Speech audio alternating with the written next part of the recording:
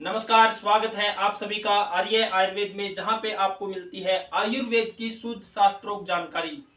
आज हम बात करेंगे ऐसी औषधि के बारे में जो शरीर में वजन बढ़ाने का काम करती है। वजन बढ़ाना हो और आयुर्वेद आयुर्वेद तो आहार विहार नियम परहेज दिनचर्या ये सब इन चीजों पे टिका है, लेकिन वजन बढ़ाने के लिए आयुर्वेद, जी हाँ, हम बात करेंगे आज एक ऐसी औषधि के बारे में जो बल बढ़ाने में कारगर है।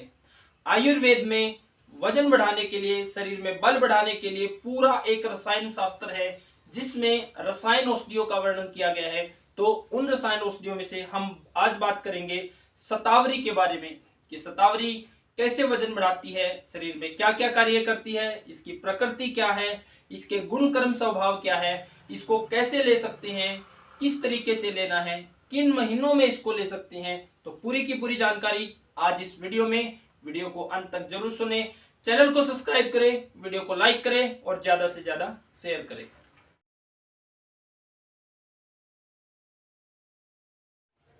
आज के समय में वजन बढ़ाने के लिए जो युवा पीढ़ी है या हमारे नौजवान हैं, वो जिम और प्रोटीन का सहारा लेते हैं, लेकिन क्या आयुर्वेद में इसका कोई विकल्प है? जी हाँ, आयुर्वेद में पूरा एक रसायन शास्त्र लिखा है जो शरीर में बल बढ़ाने, ताकत बढ़ाने का काम करता है। अब ये रसायन शास्त्र क्या है? रसायन शास्त्र उन औषधियों का रसायन औषधियां बोलते हैं जो शरीर में जल्दी से शीघ्र अपना प्रभाव दिखाती है। इसको एक एग्जाम्पल से समझते हैं, जैसे कि आज हम भोजन करते हैं तो उसका पाचन होगा, फिर रस बनेगा, फिर रक्त बनेगा, फिर मांस मेद अस्थि मज्जा और अंत में जाके हमारी शुक्र धातु बनती है। आज भोजन किया है तो 30 दिन के बाद शुक्र धातु का निर्माण होता है सामान्य भोजन से। वहीं पे जो आयुर्वेद के रसायन शास्त्र में रसायन औषधियां बताई गई है, उनका प्रभाव ये होता है कि वो 24 घंटे के अंदर शुक्र को पैदा करने की क्षमता रखती है, शुक्र को बढ़ाने की क्षमता रखती है। यानी कि रसायन औषधियां उन औषधियों को बोलते हैं जो 24 घंटे में शरीर में अपना प्रभाव दिखाती है। तो आज हम बात करेंगे शतावरी के बारे में कि शतावरी की प्रकृति क्या है, गुण कर्म स्वभाव क्या है, कैसे इसको लेना है। भाव प्रकाश में जो शतावरी के बारे में बताया गया है, इसमें बताया गया है कि ये मधुर स्वभाव की है, यानी ये मधुर रस की है। जो मधुर रस है वो 6 रसों में से पहला रस होता है मधुर रस, वो शरीर में बल बढ़ाने का काम करता है। तो जो शतावरी है, इसका जो रस है वो मीठा रस है। आगे ये शीत है, यानी कि ये ठंडी है। इसकी जो प्रकृति है, नेचर है, वो शीतल है, यानी कि शतावरी ठंडी है। तो ठंडी होने के कारण इसका प्रयोग हम अगले 2 महीने ग्रीष्म ऋतु के, ये 2 महीने जेठ और आषाढ़ में हम शतावरी का प्रयोग कर सकते हैं, क्योंकि ये शीतल है। बहुत से जो लोग हैं वो वाजीकरण औषधियां या रसायन औषधियों को ऐसा मानते हैं कि इनकी तासीर गर्म होती है, लेकिन भाव प्रकाश के अनुसार या अष्टांग हृदय के अनुसार या आयुर्वेद की जो 3 मुख्य संहिताएं हैं, उनके अनुसार जो शतावरी है उसकी जो तासीर है वो शीतल है। शीतल यानी कि ये ठंडी है।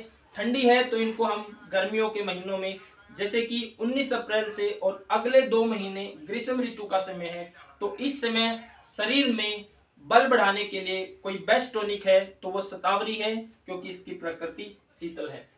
आगे इसके बारे में लिखा है कि ये गुरु है। गुरु यानी कि ये पचने में थोड़ी भारी है। आगे इसके बारे में लिखा है कि स्नेहन, ये शरीर में चिकनाई देने का कार्य करती है। चिकनाई देने का कार्य करती है, ये रुक्ष नहीं है, ये चिकनाई देने का काम करती है, तो ये स्निग्ध है। आगे इसके बारे में बोला गया है ये स्तन्य जनन है, यानी कि महिलाओं में ये स्तन को बढ़ाने का काम करती है।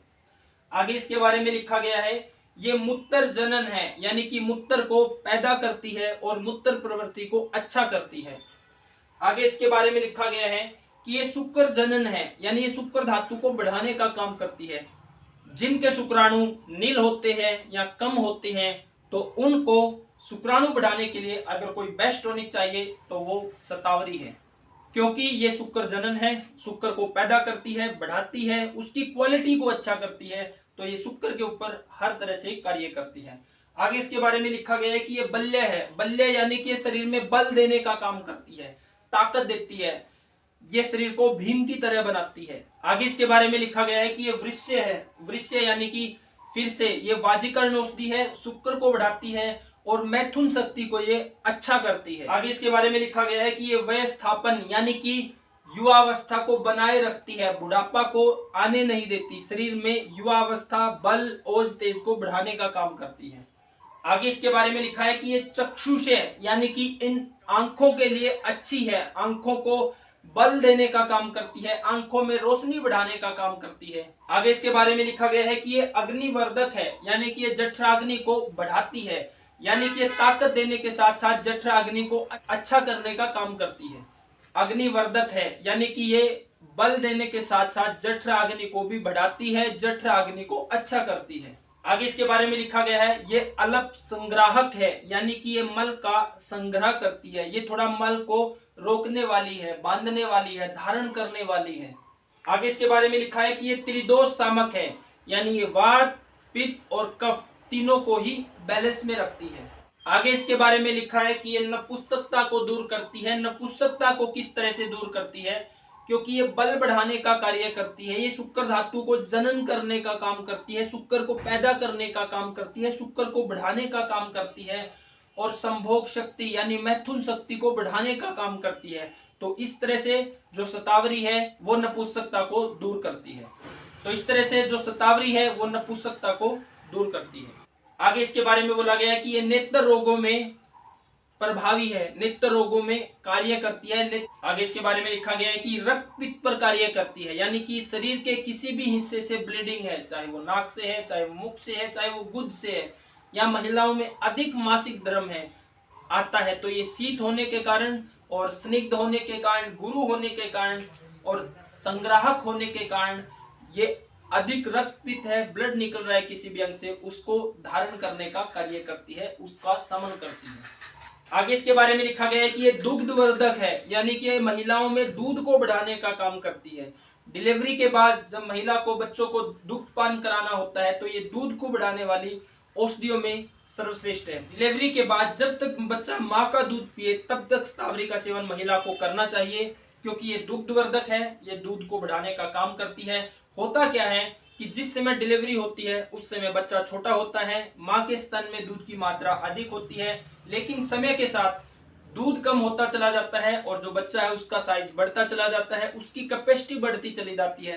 तो ऐसी स्थिति में जब 1 साल का बच्चा होता है या उससे बड़ा होता है, उस समय भी बच्चा अगर फीड कर रहा होता है तो उस समय दूध की मात्रा कम होती है। वहां पे अगर महिला शतावरी का सेवन करती रहे तो दूध प्रॉपर मात्रा में बनता रहेगा, इससे महिला के शरीर में कमजोरी नहीं आएगी। बहुत सी महिलाओं में ऐसा देखने को मिलता है, जब वो बच्चों को दूध का सेवन कराती हैं तो शुरुआत में दूध अधिक मात्रा में होता है, बच्चे का साइज छोटा होता है, लेकिन समय के साथ बच्चे की कैपेसिटी बढ़ती है, दूध की मात्रा कम होती है, समय के साथ माँ के शरीर में कमजोरी आने लगती है, खून कम हो जाता है, तो बहुत सी समस्याएं, बाल झड़ने लगते हैं। तो महिला अगर इन तरह की समस्याओं से बचना चाहती है तो जब तक वो शिशु को दूध पान करा रहे हैं तो उन्होंने शतावरी का सेवन करना चाहिए। आगे इसके बारे में लिखा है कि ये दुर्बलता यानी कि कमजोरी को खत्म करती है, क्योंकि ये बल बढ़ाती है, अग्नि को अच्छा करती है, ताकत देने का कार्य करती है, इसलिए ये कमजोरी को खत्म करती है।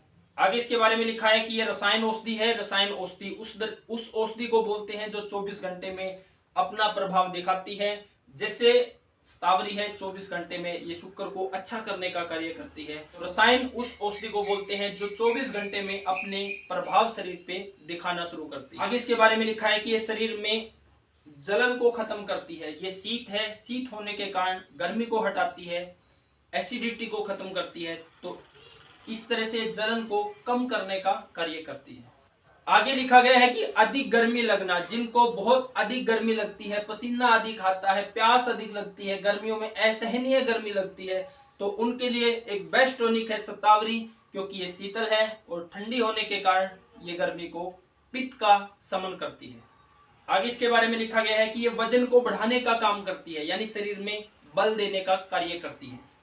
तो इस तरह से भाव प्रकाश के अनुसार हमने शतावरी के गुण कर्म स्वभाव को पढ़ लिया है। अब आते हैं कि शतावरी को लेना कब है, लेने से पहले क्या परहेज है या क्या तैयारियां होनी चाहिए। जो शतावरी है, जैसे इसके हमने गुण कर्म के बारे में पढ़ा कि ये गुरु है यानी कि पचने में भारी है और ये रसायन औषधि है। तो शतावरी किन लोगों ने लेनी है? जिनको भूख अच्छी लगती है तो उन्हें ही शतावरी का सेवन करना है। जिनको भूख अच्छी नहीं लगती है पहले उन्होंने अपनी अग्नि को अच्छा करना है और फिर स्तावरी का सेवन करना है। तो इसके लिए जो पहली कंडीशन है, भूख अच्छी होनी चाहिए, तभी आपने स्तावरी का सेवन करना है। जिनकी भूख अच्छी नहीं है वो पहले अपनी अग्नि को ठीक करे, फिर उन्होंने स्तावरी का सेवन करना है। तो पहला नियम है, स्तावरी का सेवन करने से पहले भूख अच्छी होनी चाहिए। जिनको भूख अच्छी लगती है तो वो डायरेक्ट स्तावरी का सेवन कर सकते हैं। और तीसरा नियम है कि जिन्होंने इसका पूर्ण लाभ लेना है, तो रसायन के बारे में आयुर्वेद में ऐसा आता है कि आप पहले अपने शरीर की शुद्धि करो। मान लो आपने एक सफेद शर्ट पहनी है, उसको 3 दिन पहन लिया, फिर उसमें रंग दोगे तो आप कल्पना करना कि वो कलर कैसा आएगा। और अगर आपने उसको साफ सुथरा करके कलर दिया है तो फिर देखना कि आप उसमें कलर कैसा आएगा।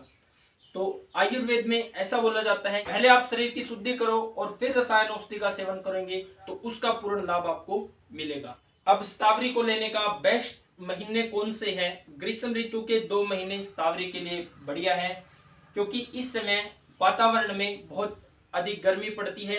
वातावरण में ग्रीष्म ऋतु के 2 महीनों में जेठ आषाढ़ में सूर्य की जो गर्मी है वो भयानक होती है, बहुत तेज होती है। तो वो गर्मी इतनी होती है कि वो पूरी सृष्टि के जलीयांश को सुखा देती है, यानी कि वो इस समय ड्राइनेस पैदा कर देती है, रुखापन बढ़ा देती है वातावरण में। तो ग्रीष्म ऋतु के 2 महीनों में वातावरण में जब अत्यधिक रुखापन बढ़ा हो, ड्राइनेस बढ़ी हो, तो वहां पे लघुता भी पैदा हो जाती है, यानी कि हल्कापन भी आ जाता है। तो ग्रीष्म ऋतु में आयुर्वेद के अनुसार ऐसा माना जाता है कि 2 गुण अधिक बढ़े रहते हैं, एक रूखा गुण ड्राइनेस और दूसरा लघुता यानी कि हल्कापन। तो ये 2 गुण ग्रीष्म ऋतु में अधिक बढ़े रहते हैं। तो इन 2 महीनों में जब ये 2 गुण रूखा और लघु, ये 2 गुण जब अधिक बढ़ेंगे तो इससे इन 2 महीनों में शरीर में वात जमा होगा, वात का संचय होगा, और वो वात अगली वर्षा ऋतु में प्रकोपित होगा, यानी कि वर्षा ऋतु आते ही जैसे ही बारिश होगी तो आप बीमार पड़ेंगे। तो ग्रीष्म ऋतु में हमारी दिनचर्या में ऐसे कौन से आहार और औषधि शामिल हो जिससे कि इस ऋतु में वात का संचय ना हो और अगली ऋतु में हम बीमार ना पड़े। तो इनमें पहला नंबर आता है स्तावरी का, क्योंकि जो स्तावरी है वो मधुर है, यानी कि मधुर रस युक्त है, मीठा इसका रस है, और ये शीतल है यानी कि ठंडी है। और अगला जो इसका गुण है वो गुरु है, यानी कि ये भारी होने के कारण वात के लघु गुण को जमा नहीं होने देगी ग्रीष्म ऋतु के 2 महीनों में। अगला इसका जो गुण है स्नेहन, यानी कि स्निग्ध है, चिकनाई देने वाली है। तो हमें ग्रीष्म ऋतु में ऐसी औषधि चाहिए जो भारी हो, जो चिकनी हो। तो स्तावरी भारी भी है और चिकनी भी है। तो ग्रीष्म ऋतु में हमें ऐसी औषधि और आहार विहार का सेवन करना है जो थोड़ा भारी है और चिकना है। भारी होने के कारण वो वात के लघु गुण को जमा नहीं होने देगा, और चिकना होने के कारण वो वात के जो रुक्ष गुण हैं, सूर्य की गर्मी अधिक बढ़ने के कारण जो वातावरण में और शरीर में रुखापन बढ़ा है उसको कंट्रोल करेगा। तो जब गुणों के आधार पे हम स्तावरी को पढ़ते हैं तो इसमें जो मेन गुण है वो है गुरु, यानी कि ये भारी है, थोड़ा देरी से पचती है, ग्रीष्म ऋतु में वात के लघु गुण का संचय नहीं होने देगी, और स्नेहन यानी कि चिकनी होने के कारण वात के रुक्ष गुण का संचय नहीं होने देगी। तो इस तरह से ग्रीष्म ऋतु के लिए जेठ और आषाढ़ के महीनों के लिए स्तावरी एकदम बेस्ट है। ग्रीष्म ऋतु के अलावा इसको और कौन से महीनों में ले सकते हैं? ग्रीष्म ऋतु के बाद वर्षा ऋतु आती है। वर्षा ऋतु के 2 महीनों में भी जो स्तावरी है वो चिकनी होने के कारण उस समय वात बढ़ा रहता है, तो ये वात के रुक्ष गुण को खत्म करेगी। तो वर्षा ऋतु में के 2 महीनों में स्तावरी को लिया जा सकता है, लेकिन उस समय इसकी क्वांटिटी कम कर देनी है क्योंकि उस समय अग्नि का बल कमजोर रहता है। वर्षा ऋतु के बाद फिर शरद ऋतु आती है। शरद ऋतु में पित्त का प्रकोप रहता है, तो उसमें भी स्तावरी को ले सकते हैं, और वहां पे स्तावरी को लेने के लिए बेस्ट है क्योंकि वहां पे स्तावरी शीतल है, और हमें ऐसी औषधियां चाहिए शरद ऋतु में जो शीतल हो। फिर हेमंत और शिशिर ऋतु में अगर हमने स्तावरी का सेवन करना है तो फिर इसको हमें गर्म दूध या गर्म खीर के अंदर इस्तेमाल करना होगा। जो इसका शीत गुण है वो बैलेंस में रहेगा और कफ का संचय नहीं करेगा। अब स्तावरी को लेना किस ऋतु में नहीं है? साल में 6 ऋतुएं हैं, 12 महीने हैं, इनमें से केवल एक ऋतु वसंत ऋतु, उस समय पे स्तावरी को नहीं लेना होता क्योंकि वसंत ऋतु में शरीर में कफ का प्रकोप रहता है, कफ बढ़ा रहता है, तो तो उस समय बीमारियों का समय है और बीमारियों के समय में कोई भी बल देने वाली औषधि नहीं ली जाती। तो आयुर्वेद में जो बल बढ़ाने वाली औषधि है उसके बारे में पूरा विधि विधान है, ताकि किसी भी व्यक्ति को इसका साइड इफेक्ट ना हो। जबकि आप जिम को देखोगे, प्रोटीन को देखोगे, जिसको आज के लिए बल बढ़ाने के लिए, वजन बढ़ाने के लिए सबसे ज्यादा इस्तेमाल किया जाता है, तो कोई भी जिम या कोई भी ट्रेनर ये नहीं देखता कि उनके पास अगर व्यक्ति वसंत ऋतु में आया है तो वो जाते ही स्टार्ट कर देता है, उनको जिम भी और प्रोटीन भी। जबकि वसंत ऋतु का समय ऐसा है जिसमें शरीर में बल बढ़ाने के लिए कोई भी औषधि नहीं लेनी है। तो शतावरी के बारे में, अब इसको इस्तेमाल कैसे करना है। इसको इस्तेमाल करने के बहुत से तरीके हैं। पहला तरीका यह है कि इसका पाउडर आपने लेना है और आपने दूध लेना है, कोसा दूध लेना है, उसके साथ पाउडर को निगल लेना है। दूसरा तरीका है कि आप 1 गिलास दूध लो, उसमें आधा चम्मच शतावरी का पाउडर डालो और उसमें आधा गिलास गर्म पानी डालो, उसको इतना पकाओ कि पानी जल जाए, दूध और शतावरी शेष बचे, तो उस दूध को आपने पीना है। तीसरा नियम है कि आप अगर इन दोनों तरीकों में असहज है पाउडर को लेने में, तो तीसरा नियम है कि आप 1 चम्मच शतावरी पाउडर लो, उसमें आधा चम्मच शहद मिलाओ और 2 चम्मच घी मिलाओ, ताकि घी और शहद की विषम मात्रा होगी। फिर इसको मिक्स करके आप चाट सकते हैं और ऊपर से दूध ले सकते हैं।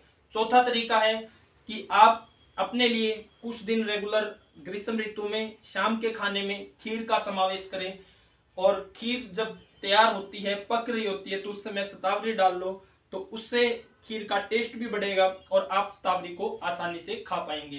तो इन तरीकों से आप शतावरी ले सकते हैं। एक दिन में एक समय में 10 से 20 ग्राम तक शतावरी ली जा सकती है। तो लेना इसको किने नहीं है, जिनकी भूख अच्छी नहीं है उन्होंने नहीं लेना है, भूख को अच्छा करना है। और कफ प्रकृति के वो व्यक्ति जिनको कफ की समस्याएं हैं तो उन्होंने नहीं लेना है। जिनका कफ बैलेंस में है वो शतावरी को ले सकते हैं। पित्त और वात के लिए सीधे सीधे ये ग्रीष्म ऋतु एकदम उत्तम टॉनिक है। अगर आप आयुर्वेद में बल बढ़ाने के लिए कोई भी टॉनिक ढूंढ रहे हैं, तो आपके लिए साल के 10 महीनों के लिए जो उत्तम टॉनिक है वो है शतावरी। क्यों है, इसके गुण, कर्म, प्रकृति और स्वभाव को हमने पढ़ लिया है। आशा है शतावरी के ऊपर ये जानकारी आप सभी को पसंद आई होगी। बहुत से लोग शतावरी और वाजीकर औषधियों को गर्म समझते हैं, लेकिन आपकी जानकारी के लिए बता दें, कुछ वाजीकर औषधियों को छोड़कर अधिकतर वाजीकरण औषधियां शीतल होती है, क्योंकि हर शीतल चीज ही शुक्र को बढ़ाती है और शुक्र को अच्छा करती है। तो ये डिफरेंस है आयुर्वेद की साइंस और आधुनिक साइंस का। आयुर्वेद की साइंस किसी भी व्यक्ति को कोई भी बल्य औषधि देने से पहले उसकी अग्नि का बल देखेगा, ऋतु देखेगा, उसका शारीरिक बल देखेगा, उसके बाद औषधि के गुण, कर्म, प्रकृति और ऋतु के भाव से ही औषधि को सेवन कराया जाता है। जबकि मॉडर्न साइंस में या मॉडर्न जिम या ट्रेनर किसी भी ऋतु में कोई भी उनके पास जिम के लिए गया है तो वहां पे उसी ऋतु में उनको जिम और प्रोटीन शुरू करा देते हैं। आशा है आप सभी को आयुर्वेद के रसायन शास्त्र में से रसायन औषधि शतावरी के बारे में ये जानकारी पसंद आई होगी। अगर आप चैनल पर नए हैं तो चैनल को सब्सक्राइब करें, वीडियो को लाइक करें और ज़्यादा से ज़्यादा शेयर करें। इसके ऊपर आपका कोई भी कमेंट है तो आप हमें कमेंट बॉक्स में कमेंट करें। किसी भी विषय पे अगर आप किसी भी तरह का वीडियो चाहते हैं तो कमेंट बॉक्स में कमेंट करें। नमस्कार।